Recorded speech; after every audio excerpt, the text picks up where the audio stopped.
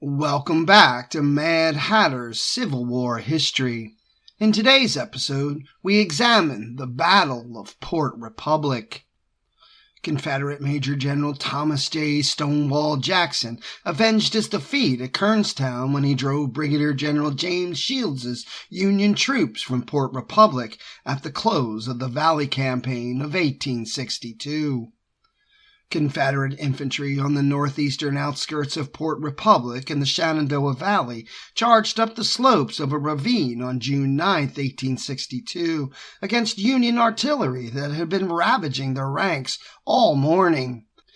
The Union cannoneers fired canister at the advancing Confederates, but they kept coming. Federal infantry protecting the battle fought back desperately. With no time to reload, the opposing infantry fought with bayonets, clubbed muskets, and fists. The Union artillerists used their rammers and extractors as bludgeons. Not even the horses escaped the bloodbath, as the Confederates shot them to prevent the Union artillery from limbering their guns. The action was the turning point in 2 days of hard fighting in the broad expanses of the valley south of the southern terminus of the Massanutten Mountains.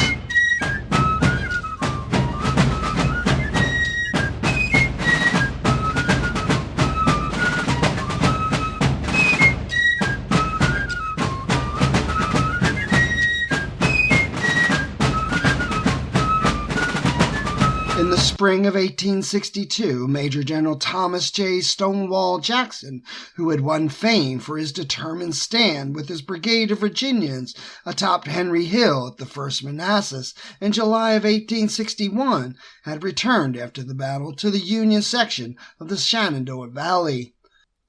Jackson suffered a tactical defeat at Kernstown on March 23rd against Brigadier General James Shields' division, which at the time was part of Major General Nathaniel Banks's Army of the Union Department of the Shenandoah.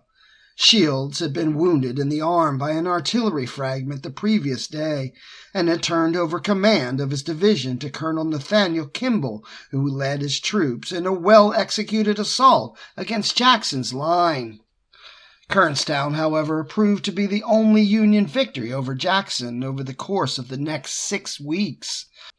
With his intimate knowledge of the geography and the terrain in the Shenandoah Valley, Jackson marched his foot cavalry, as his fast-moving infantry was known, up and down the valley, fighting off 3 different Union commands. Just 2 weeks after Kernstown, Jackson joined forces with Major General Edward Allegheny Johnson's division and repulsed 2 Confederate brigades of Major General John C. Fremont's forces of the Union Army's Mountain Department at McDowell, Virginia. Fremont's vanguard, which had been trying to invade the Shenandoah Valley by way of the Staunton Turnpike, retreated north in search of another way into the Shenandoah Valley. After his victory at McDowell, Jackson countermarched north to strike on May 23rd Colonel John Kenly's brigade of Banks's army defending Fort Royal, Virginia. Banks, who was with the rest of his troops at Strasburg, retreated north. Jackson routed Banks's troops 2 days later at Winchester. Banks, completely unnerved by the ordeal, withdrew 30 miles north across the Potomac River. In the days that followed, Jackson withdrew south along the Valley Turnpike to Harrisonburg. Passing through the town on June 5th, he led his army southeast to the high ground north of Port Republic. By this time, Fremont had entered the main part of the Shenandoah Valley. He pursued Jackson on the west side of the Massanutten Mountain, while Shields' division advanced south on the east side through the narrower Page Valley. The town of Port Republic lay on the east side of the South Fork of the Shenandoah River. Port Republic was situated on the confluence of the North River and the South River, which were tributaries of the South Fork. A long covered bridge spanned the North River on the west side of the town, but there was no bridge over the South River on the east side of town.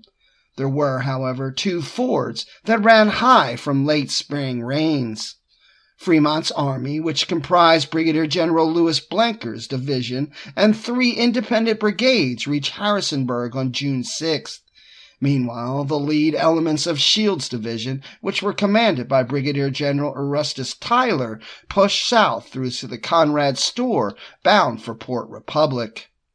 The two divisions of Jackson's army, his own division, and one commanded by Major General Richard S. Ewell, had bivouacked in the commanding heights between Cross Keys and Port Republic.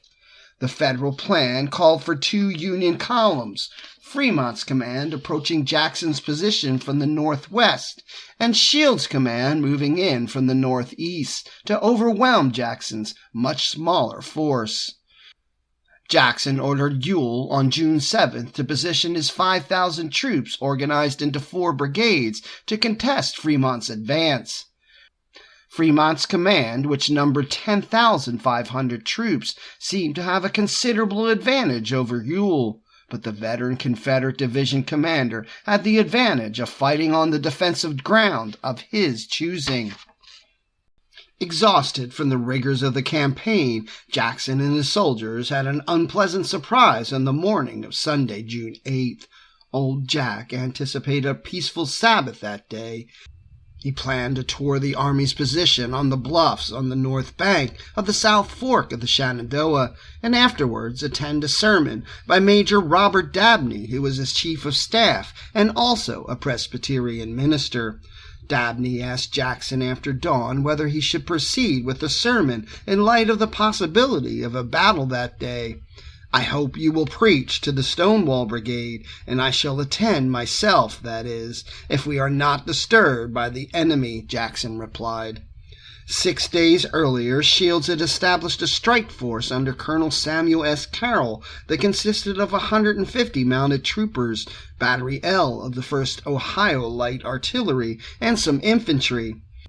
Shields instructed Carroll to burn the South Fork Bridge at Conrad's Store to deny its use to Jackson should he try to exit the valley by marching east to cross the Blue Ridge Mountains via Brown's Gap or Swift Run Gap to rejoin Lee's army.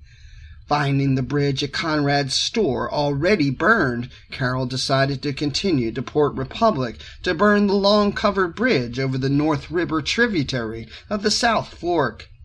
At mid-morning on June 8th, Carroll's cavalry splashed through the lower ford of the South River tributary of the South Fork of the Shenandoah River, accompanied by a section of artillery, which unlimbered and began firing at the Confederates.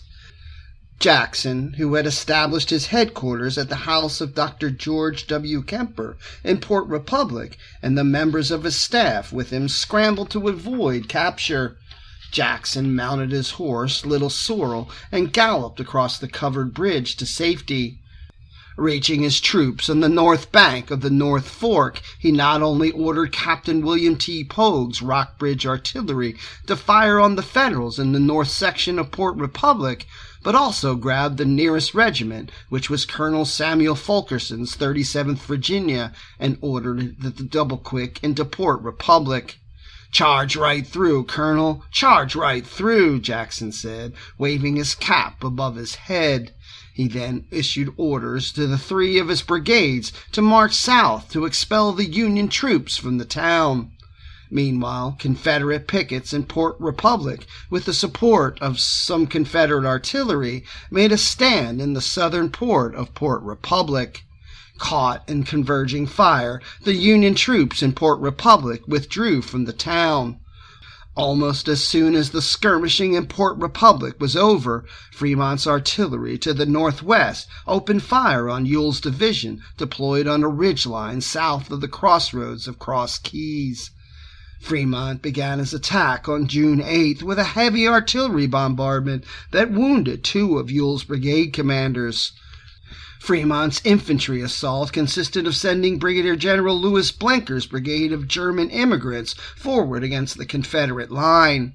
Brigadier General Isaac Tremble's Confederate brigade, positioned to the east, fired into Blenker's flank, which unnerved the inexperienced Union troops. Jackson reinforced Ewell with 2 brigades, which was sufficient to contain another advance by the Union infantry against the Confederate left.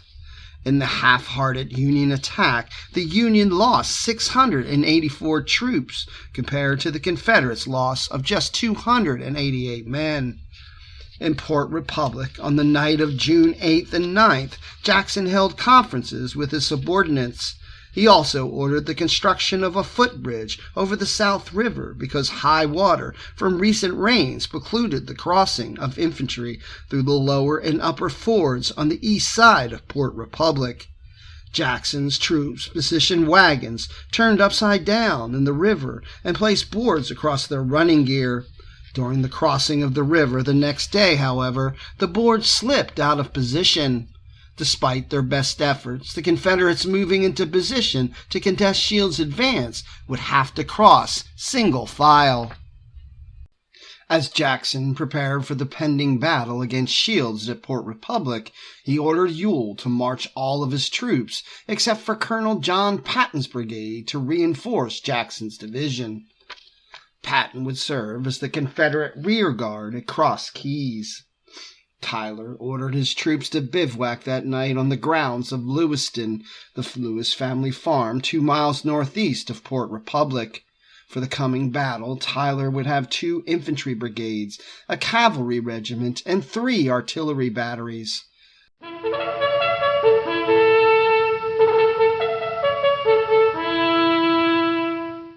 The morning of June 9th dawned cool with clear skies.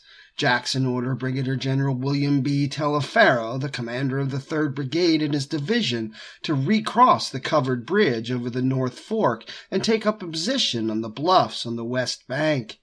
Jackson decided to use his 1st Brigade, also known as the Stonewall Brigade, to open the attack on Shields' infantry. It took them considerable time, however, to cross the makeshift bridge over the South River. Tyler had 3,000 infantrymen under his command that day. He began by deploying the 1,600 troops, most of whom were from his brigade, in a battle line on the open ground on the east side of the South Fork of the Shenandoah River that ran from Lewis Mill on the South Fork to Lewiston, situated alongside the main road into Port Republic. From left to right, the Union infantry regiments were the 1st Virginia, 5th Ohio, 7th Ohio, 29th Ohio, and the 7th Indiana. To the left of the Union line, on a prominent knoll where the Lewis family made charcoal, which was aptly named the Coaling, the Federal artillery unlimbered. 3 batteries took up a position at the Coaling, which was on a western spur of the Blue Ridge Mountains. Tyler's 3 artillery batteries were deployed side by side on the Coaling. Captain Joseph Clark's Battery E of the 4th U.S. Artillery held a position on the extreme left of the Union Army. Captain Aloysius Robinson, Battery L of the 1st Ohio Artillery, was in the center, and Captain James Huntington's Battery H of the 1st Ohio Artillery on the right side. Because of a bottleneck in crossing the footbridge, the 5 regiments of the Stonewall Brigade did not arrive on the open ground on the east side of the South Fork at the same time. The 5th Virginia and the 27th Virginia regiments were the first to arrive. They advanced past the Bogger farm lane and went into line of battle in a field of mature wheat. The Rockbridge artillery, led by Captain William T. Pogue, moved into position to support the 2 infantry regiments. Pogue had 2 rifle cannon and 4 smoothbore cannon. He placed his Parrott rifles between the 2 infantry regiments and stationed the smoothbores, which had too short of a range to reach the Coaling, in a depression in the ground in the rear, where they would remain until they were needed. Union artillery at the Coaling thundered away at the Virginia infantry and artillery, hitting with lethal precision. Pogue found counter-battery fire to be ineffective, as the smoke from the Union guns obscured their elevation and most of the Confederate artillery passed overhead. Private Ned Moore of the Rockbridge Artillery served on the artillery crew of one of the 10-pounder Parrott guns. We were hotly engaged, with shells bursting around and pelting us with soft dirt as they struck the ground, wrote Moore. Captain Joseph Carpenter, commanding the Allegheny artillery, had 4 guns in his battery. He placed a 2-gun section to the right of the 27th Virginia. The Union artillery ignored the Confederate guns. The Union gunners maintained a punishing and relentless fire against the Confederate infantry. For nearly an hour, the Southern foot soldiers clung to the ground in the wheat field, a helpless target for the Union guns. Brigadier General Charles S. Wider, commanding the Stonewall Brigade, ordered his 2 regiments, the 5th Virginia and the 27th Virginia, to advance to a fence halfway between the opposing lines where they could exchange fire with the Union infantry arrayed against them.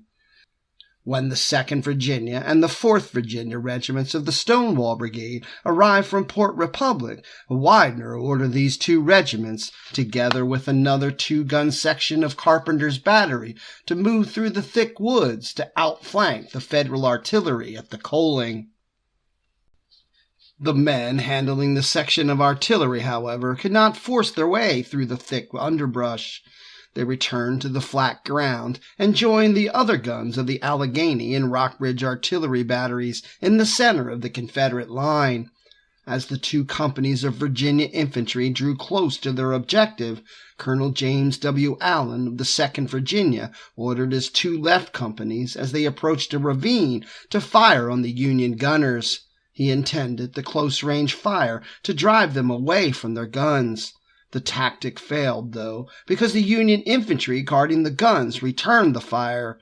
The covering fire enabled the cannoneers to continue working their rifled guns. Some of the Union gunners turned their artillery pieces towards the flanking force and fired canister at them. The deadly canister fire routed the 2nd Virginia, which fled into the woods. Allen ordered both regiments to remain in the dense thickets for the time being. Meanwhile, the Rockbridge artillery and the Allegheny artillery continued to oppose courageously but fruitlessly against the Federal artillery at the Coaling. Several times enemy shells passed between the wheels and under the axle of our gun, bursting at the trail, wrote Moore. Carpenter's battery had much the same experience. The crew of one of its guns eventually stopped firing altogether because they ran out of ammunition. In the face of the considerable strength of the Federal infantry, Widener ordered the 5th Virginia and 27th Virginia to fall back to Bowers Lane to regroup. In the first hour of the battle, Jackson had not gained any tactical advantage over Tyler. He knew that he must silence the Union guns on the Coaling to prevent them from shattering his line of battle. About the same time, Brigadier General Richard Taylor's Louisiana Tiger Brigade had arrived at the battlefront. Jackson ordered Taylor to resume the effort to outflank the Union guns at the Coaling. Jackson instructed Taylor to approach the guns on a wider arc.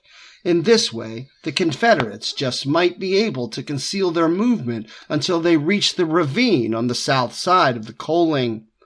Because Taylor did not know the route, Jackson assigned Jedediah Hotchkiss, his topographical engineer, to serve as a guide. Jackson promptly ordered Hotchkiss to lead the command around through the forest, turn the Federal left, and capture the battery on the coal hearth, recalled Hotchkiss.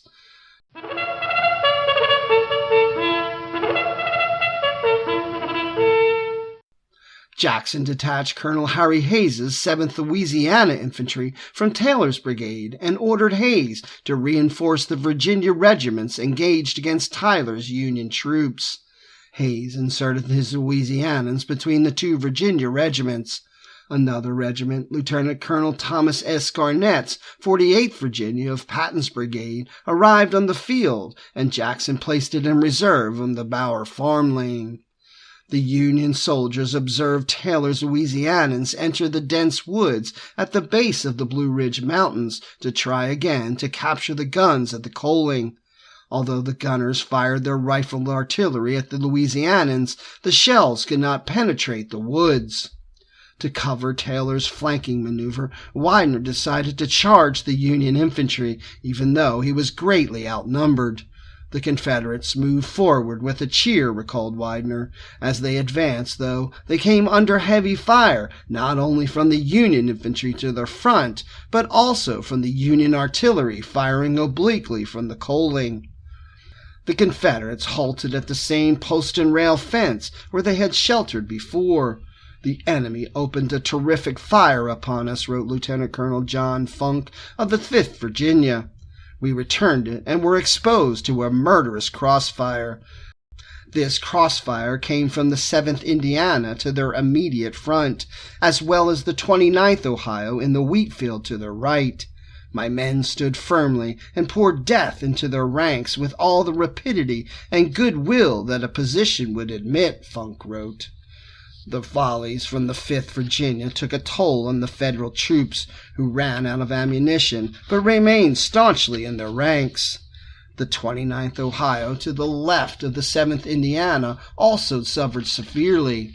Meanwhile, the 7th Ohio received fire from the right companies of the 7th Louisiana and the left companies of the 27th Virginia. Hayes's 7th Louisiana moved forward on the right of the 5th Virginia. They advanced to the fence in the middle of the wheat field. Some of the more aggressive soldiers climbed over the fence. They were met every step of the way by stinging volleys from the Union infantry. The Louisianians also suffered from the artillery at the coaling. Colonel Andrew J. Grigsby, 27th Virginia, aimed for the same fence as the other two regiments, closing on the right of the 7th Louisiana. Shells from the coaling immediately found their mark in the regiment. The ranks were considerably thinned, wrote Grigsby. The Virginians advanced past the fence with little opposition from the Union infantry, which concentrated most of its fire on the two left regiments of the Confederate battle line. Some of the 27th's men took up positions behind the outbuildings and in the orchard of Lewiston. Grigsby ordered the rest to drop back on a line with the 7th Louisiana along the fence. They remained at that location for a while, where they came under a perfect shower of balls, wrote Grigsby. Widener pushed Confederate artillery forward to support the 3 Confederate regiments behind the fence that were hotly engaged with the Union forces in front of them. A section of Carpenter's battery unlimbered 30 yards behind the 27th Virginia on a small knoll. In addition, a section of the guns from Captain Charles Raines's Lee battery of Ewell's division arrived on the field, and Widener integrated the guns into his line. At the same time, Widener instructed Poe to advance one of his rifle guns and put it into action near Carpenter's guns.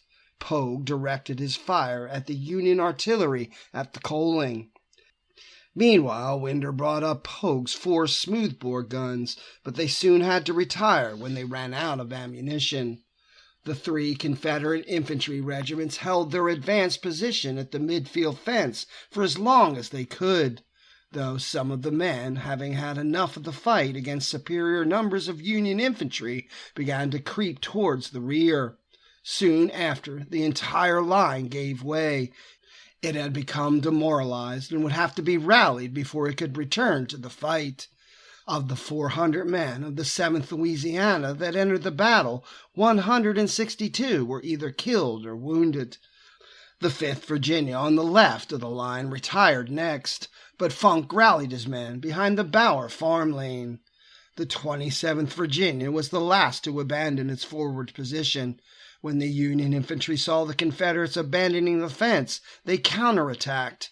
The order was given, and with a yell, the entire line poured its laden hail into the gray-clad columns of Private Cheverell of the 29th Ohio Infantry, producing fearful slaughter and following with a charge so impetuous that they were forced to retire from the secure position behind the fence. When the Federals reached the midfield fence, their officers told them to lie down behind it and await the replenishment of their ammunition. The regimental commanders dispatched details of soldiers to go to the rear and find additional cartridges. Most of the 29th Ohio stopped at the fence, though a few of its soldiers went a short distance past it. Private Allen Mason of Company C of the 29th Ohio captured the 7th Louisiana's flag. The 5th Ohio and 7th Ohio charged beyond the fence into the wheat field. The 1st West Virginia advanced from Lewistown, leaving the Confederates holding the outbuildings in Orchard behind them.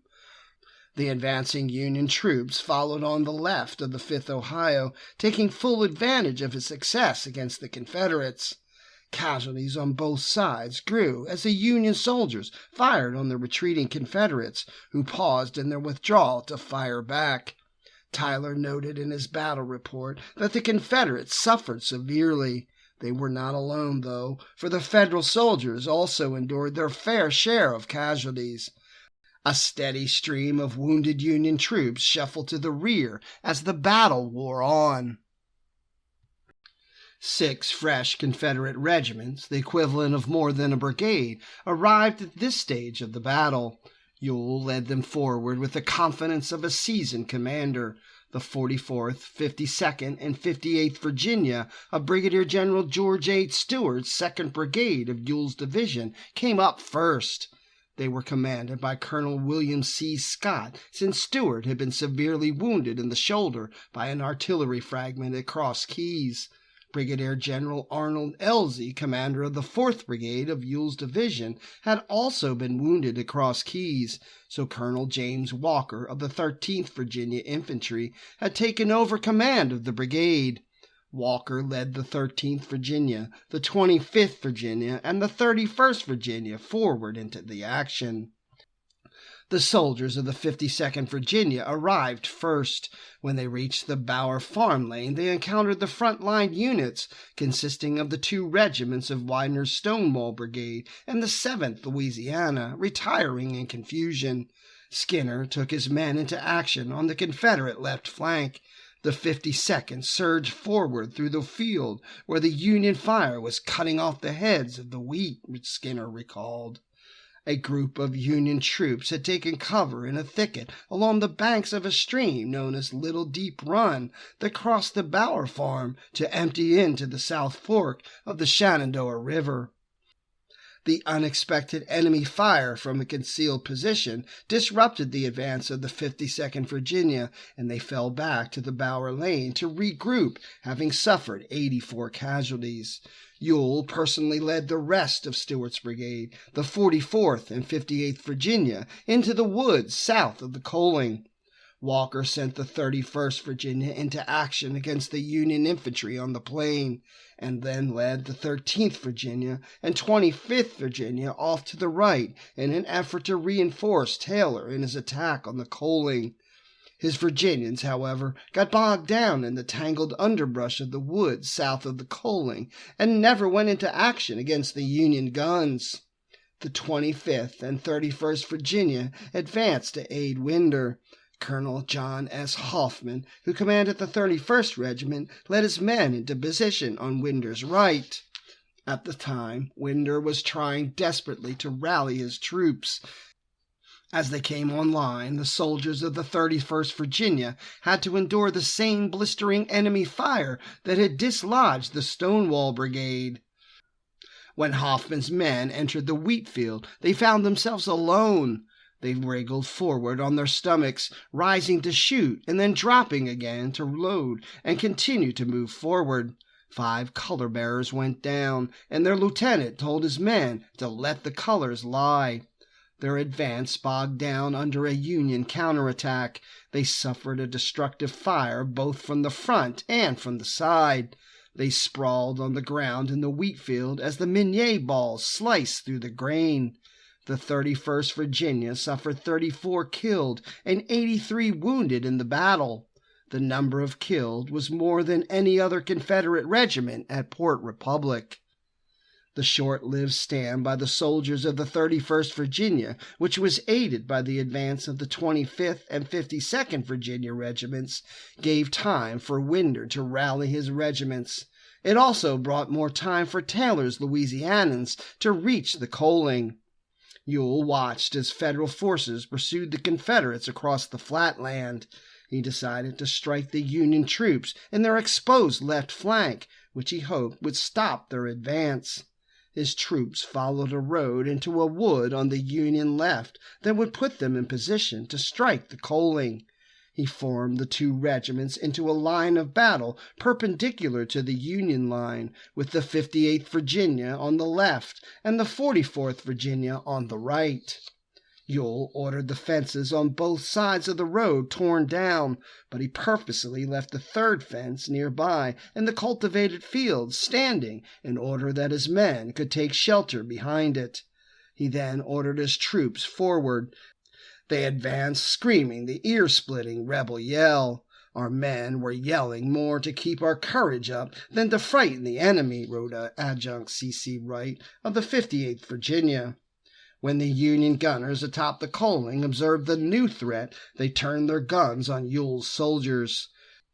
When the Confederates reached the fence they were intended to take up a position behind, they kept on going in the direction of the left flank of the 5th Ohio and 7th Ohio. When they drew close to the enemy, the 48th Virginia and the 58th Virginia fired a crashing volley at the Buckeyes. The Buckeyes recoiled from the heavy fire.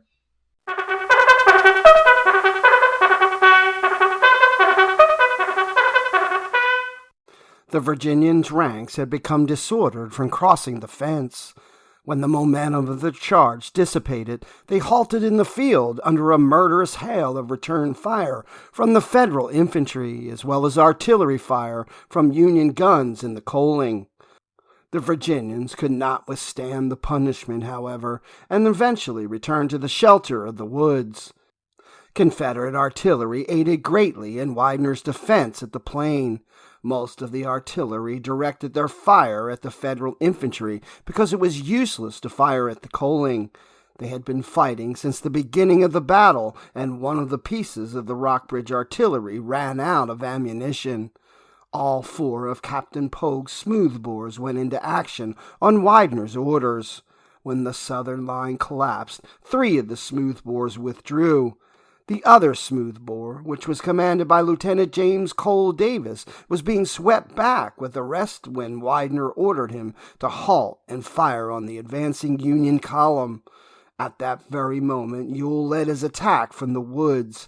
Davis stopped his retreat and turned his gun on the enemy and fired on them. The artillery fire, coupled with the simultaneous attack of Ewell's Virginians on the Federal flank, temporarily stopped the Union advance. No act of a subordinate that I have seen during the Valley Campaign has so excited my admiration for its coolness, judgment, and bravery, Ewell wrote in his battle report. Even though he could not identify the artillery lieutenant by name, he nevertheless acknowledged his courage on the field of battle. Davis suffered for his bravery, however, as he was severely wounded in his side. The 5th Ohio, which was the regiment whose advance was checked by Davis, captured the piece. The Confederate gun crew had abandoned their piece when the Union infantry swarmed around it. Private John Gray of the 5th Ohio quickly gathered a team of unwounded horses and dragged the cannon to the rear. Ewell's charge and the Confederate artillery fire had curbed the Union advance. Their valorous action gave Widener time to stitch together a new line anchored on the 7th Louisiana and the 5th Virginia. The 27th Virginia had become too disrupted to rally. The Federal infantry advance never resumed. The Confederates, battling on the flatland, believed at that point that the battle was lost. The men of the 4th Virginia, peering out of the densely wooded ground on the hillside, shared this feeling. Some even believed that their beloved commander, Jackson, had once again met his match against Shields' command, as it had in Kernstown. The best chance for a Confederate victory lay in silencing the Union guns at the coaling. The 1,700 troops of Taylor's Louisiana Tiger Brigade had reached the Deep Run ravine that separated the coaling from the woods to the south. He planned a flanking movement on the coaling, but had to change his plans when a dispatch arrived from Widener requesting an immediate attack to relieve pressure on the Virginians engaged against Tyler's Midwesterners. Widener sent Taylor a message urging him to make an immediate attack upon the Federal position and the battery across the ravine. The Louisianans knew the outcome of the battle lay in their hands. They greatly outnumbered the defenders at the Coaling, but they would have to endure canister fire at close range to capture the commanding ground. Through much difficulty, the Tigers formed a line of battle in the woods. From left to right, Taylor's line of battle was the 6th Louisiana, Major Chatham Rideau Wheat's battalion, the 9th Louisiana, and the 8th Louisiana. The Louisianans plunged down the steep slope into the ravine and up the other side. They swarmed over the Union guns. The Union artillerists milled around their guns in a disorganized fashion. Some of the cannoneers got off a final round of canister at point-blank range, and the Union infantry supporting the guns fired a final volley. The fighting then became hand-to-hand. The Union gunners no longer had any opportunity to load and fire their smoking guns. While bayonets were rarely used in battle during the conflict, witnesses recalled bayonet fighting. Many fell from bayonet wounds, wrote Taylor. Artillerists used their rammers and extractors as clubs. Even Union musicians joined the fray, using their instruments to bash Confederates. The men of the 66th Ohio, who were supporting the Union artillery, fell back under the vicious Confederate assault. Taylor's Louisianans overlapped the Unions on both flanks. Unless Tyler rushed reinforcements to the position immediately, it was unlikely that it could be held. Confederate officers ordered their men to kill the horses of the artillery battery so that the guns could not be limbered and dragged from the field. Major Chatham Rideau Wheat, the commander of the Wheat's battalion of Louisiana Tigers, fired his pistol at some of the horses. After he had exhausted his ammunition, he drew his bowie knife and began slashing the throats of some of the horses. The Confederates emerged victorious from the seesaw fighting for the Federal guns atop the Coaling. Their victory turned the tide of battle in favor of Jackson's army. The broken Federal infantry reformed and countercharged the Confederates in a bid to retake the Coaling. The 5th and 7th Ohio advanced across the flatland, meeting resistance on the way from Confederates in protected positions on the grounds of Lewiston. When the Union reinforcements arrived, some of the Louisianans tried to fight back, but the majority retreated across the ravine to the edge of the woods. Union artilleryman Captain James Huntington of Battery H, 1st Ohio Artillery, saved his right gun, leaving the limber and caisson behind. Taylor's Louisianans were not idle. They laid down a blistering fire with their rifled muskets to prevent the Union army from strengthening its hold on the key position. The fighting on the flatland along the river paused as every eye on both sides of the field turned toward the Coaling to observe the struggle for the guns. Widener directed his troops to direct volleys of fire uphill towards the Federals struggling to defend the Coaling. Taylor rallied his Louisianans once again. They swept down into the ravine and uphill towards the Coaling yet again. When some of the Union infantry poured a fire into their right flank, Taylor directed 2 of his right companies to eliminate the threat. They climbed up to a higher elevation and poured a hot fire into the Union infantry, forcing them to withdraw. The Louisianans returned with their usual fury. They reached the guns again, and again men shot, stabbed, cut, hacked, Taylor wrote. The Louisianans forced the Union soldiers back a second time and retook the Coaling. This second attack cost the Tigers as many men as the first. The slow destruction of Taylor's officer corps brought down the cohesion and combat effectiveness of the enlisted men. The men fought individually, and some turned the captured guns against the Union soldiers. The Union troops guarding the guns were not finished yet, though.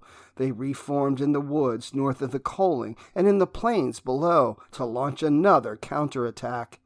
The Federals drove the Confederates from the Coaling a second time, after which point there was a brief lull in the struggle for the guns. Jackson ordered Taylor to assault the guns a third time. At that point, Ewell arrived on the field with fresh reinforcements, just in time to lend the much-needed strength to the Confederates' fresh attack on the Union guns at the Coaling. The Louisianans once again came on, screeching the rebel yell. They surged across the ravine and captured the guns for good. The third assault was a desperate rally, wrote Taylor, against what he described as an overwhelming enemy force. Even the Southern drummer boys took part in the attack. The Confederates took possession of a field of carnage with dead and dying horses and soldiers, as well as many badly wounded soldiers. Federals and Confederates alike lay piled in heaps with the blood of men and horses covering the ground, recalled Private Sam Buck of the 15th Virginia.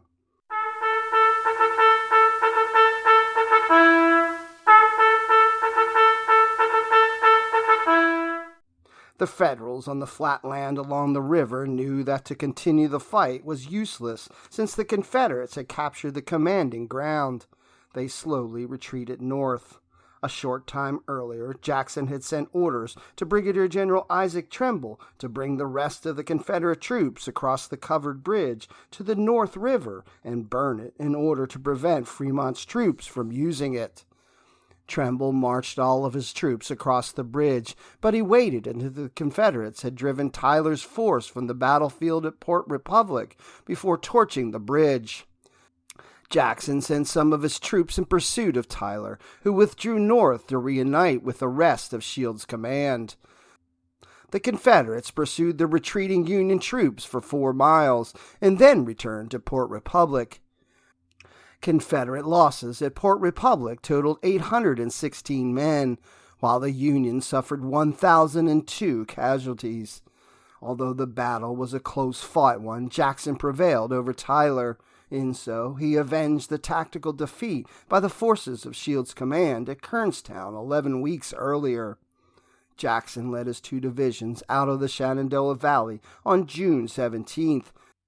They were bound for Richmond, where Jackson reinforced General Robert E. Lee, the newly appointed commander of the Army of Northern Virginia in the Peninsula Campaign, against Major General George B. McClellan's Army of the Potomac. Confederate President Jefferson Davis had given Lee command of the army on June 1st, following the wounding of General Joseph Johnston the previous day in the clash at Seven Pines. The victory at Port Republic capped a magnificent campaign in which Jackson had disrupted the Union military in the east and forced Washington to funnel troops from various commands into the Shenandoah Valley to contain Jackson. As an integral part of that victorious campaign, the fighting at Port Republic continues to fascinate students of the Valley Campaign of 1862. It's your history. Learn it, know it, love it. Like and follow so you don't miss any of the exciting episodes from Mad Hatter's Civil War history.